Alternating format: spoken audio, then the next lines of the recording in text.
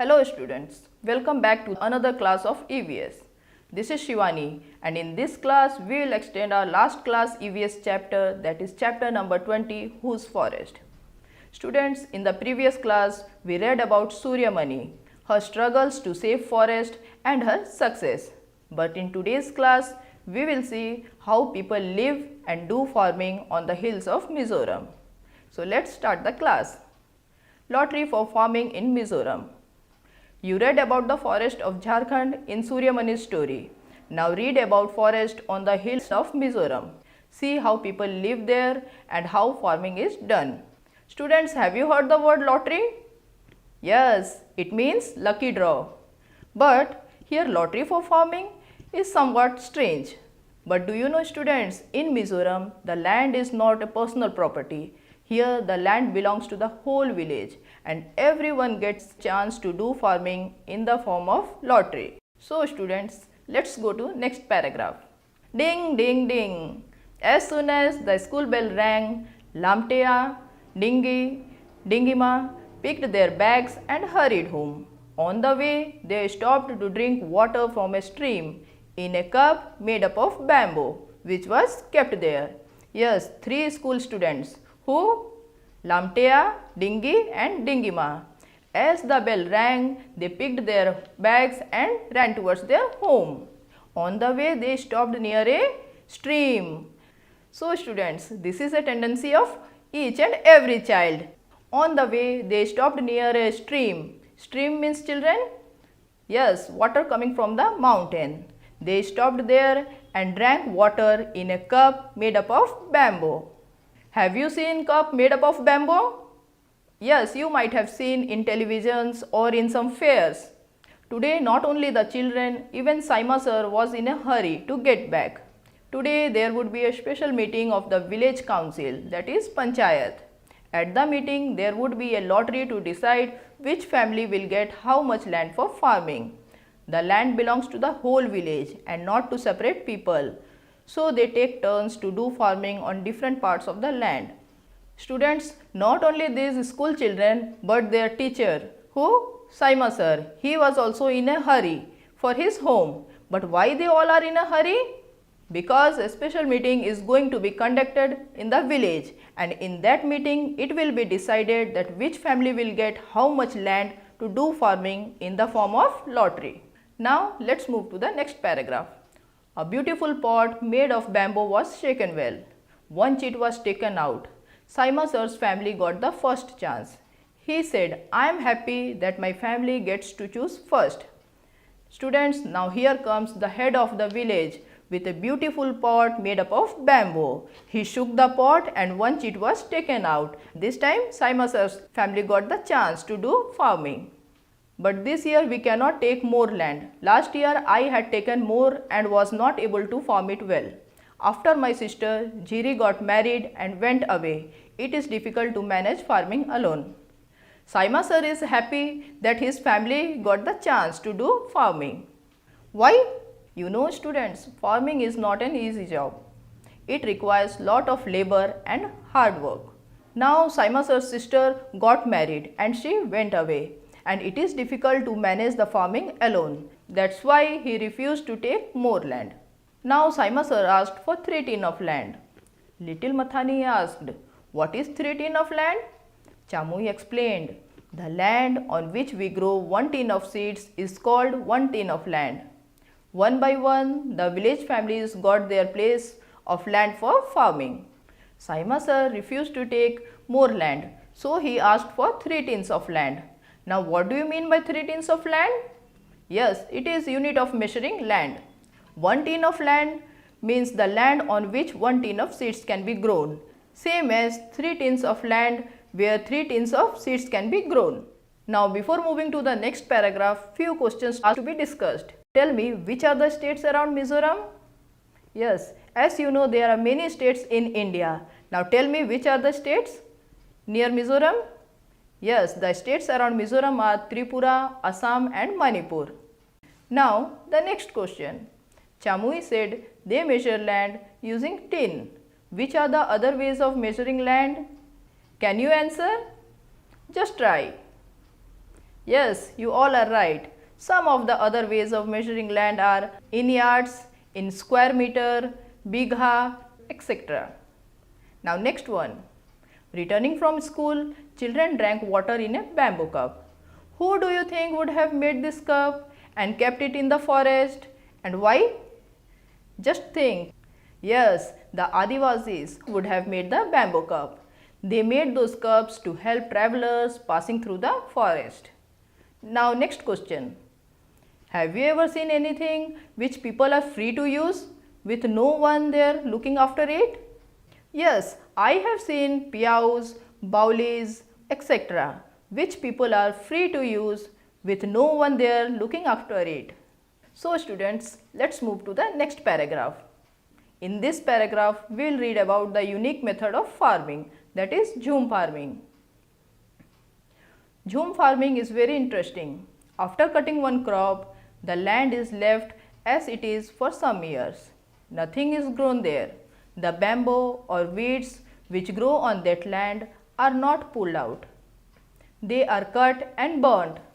The ash makes the land fertile. While burning, care is taken so that the fire does not spread to the other parts of the forest. When the land is ready for farming, it is lightly dug up, not plowed. Seeds are dropped on it.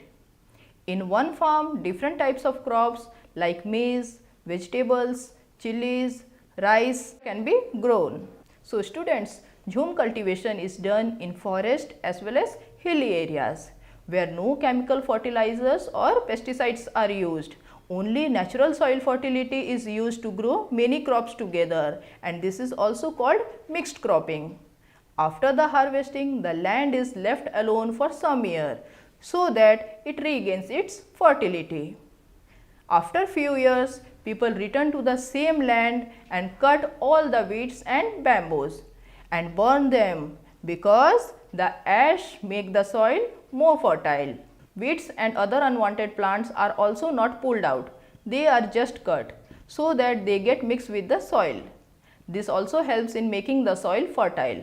If some family is not able to do farming on time, others help them and are given food.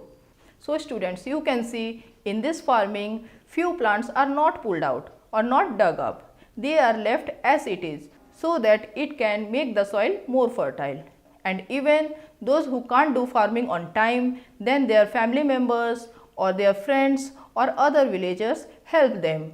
Here farming is done with the cooperation of others. So let's discuss the next paragraph. The main crop here is rice. After it is cut, it is difficult to take it home. There are no roads, only hilly paths.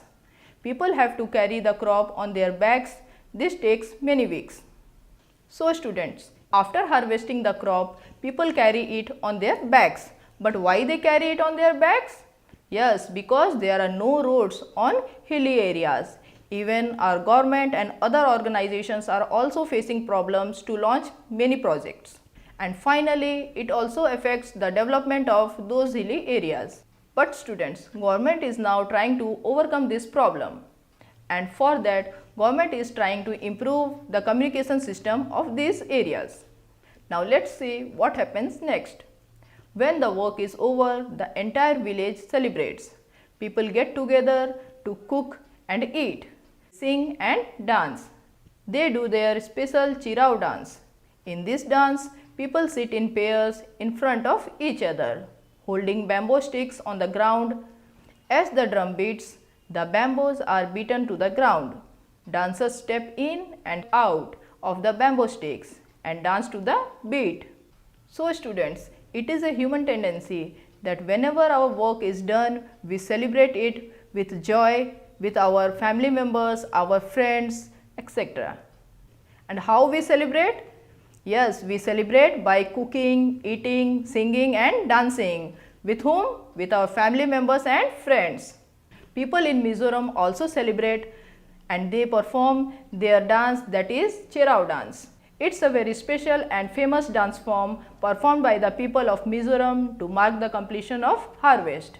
So students, in our country, every state has their own culture and tradition to celebrate the completion of harvest. In Assam, people celebrate it as Bihu. In Tamil Nadu, people celebrate it as a Pongal. In Punjab, they celebrate it as a Baisakhi. And in Odisha, people celebrate it as a Nuakhai.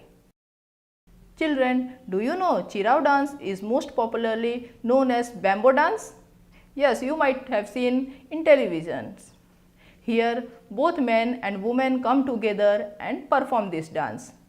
While male performers clap the bamboos on ground, the girls perform by stepping in and out of the bamboo blocks. Is it not interesting? Yes. Students, you too can practice this dance form in your houses, but be careful, don't hurt yourself. So students, one important fact about Mizoram.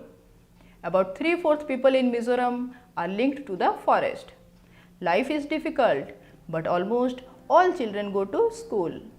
You can see some of them here, playfully blowing their leaf whistles. You too have made many such whistles, haven't you? That the life of the people of Mizoram is very hard. 3/4 of people are linked with the forest. But all children of Mizoram go to school because everyone is observing that educated person gets success in his life. That's why almost all children go to school.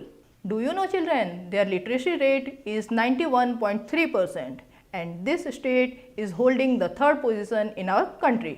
So students, today in our class we learned many things about Mizoram, how the people live, how they do farming and how they share their happiness with others. Students, before completion of this chapter, let us see what we have learnt till now. For this, we have to focus on some questions and answer. The first one is find out more about Chirau dance. Do it in your class, but be careful and don't hurt yourself. Chirau dance is a combination of rhythm and skill. 4 people hold 2 pairs of long bamboos across one another on the ground. As the bamboo sticks are clapped together, the main dancers in traditional attire weave patterns through them in time to the rhythm. Chirau is a major attraction during all festival occasions in Mizoram. Chirau is believed to have a foreign origin. Similar dances are popular in the Far East and the Philippines. The Mizos might have brought the dance with them when they migrated to their land in India. So here is the next question for you. What is similar and what is different between Jhum farming and Bhaskar Bhai's way of farming? First we will discuss similarities and then we will discuss about differences. The similarities of both the farming is, in both the method the organic manures are used. And the differences are, yes, Bhaskar Bhai uses plant waste to prepare manure. He makes manure by the process of composting. He also adds earthworm to hasten the process of composting.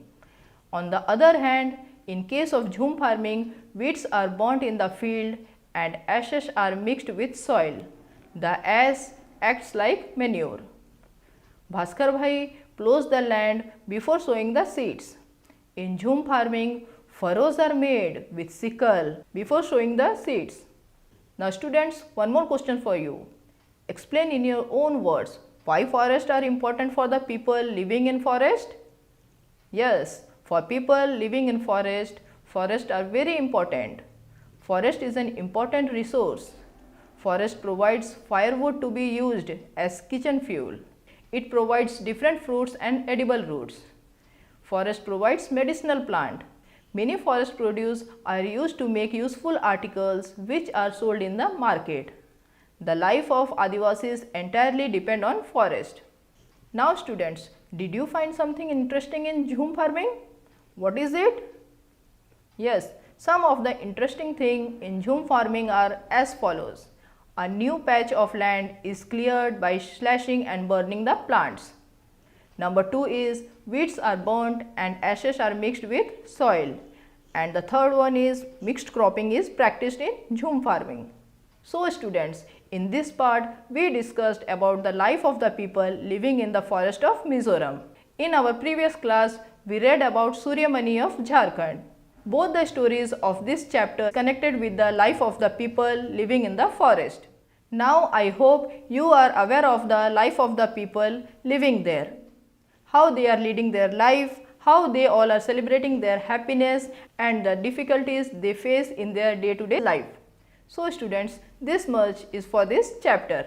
Please study and go deeper into the subject matter of this chapter. You too can learn some more things about the forest people. So students, take care, focus on your studies, keep smiling. Thank you.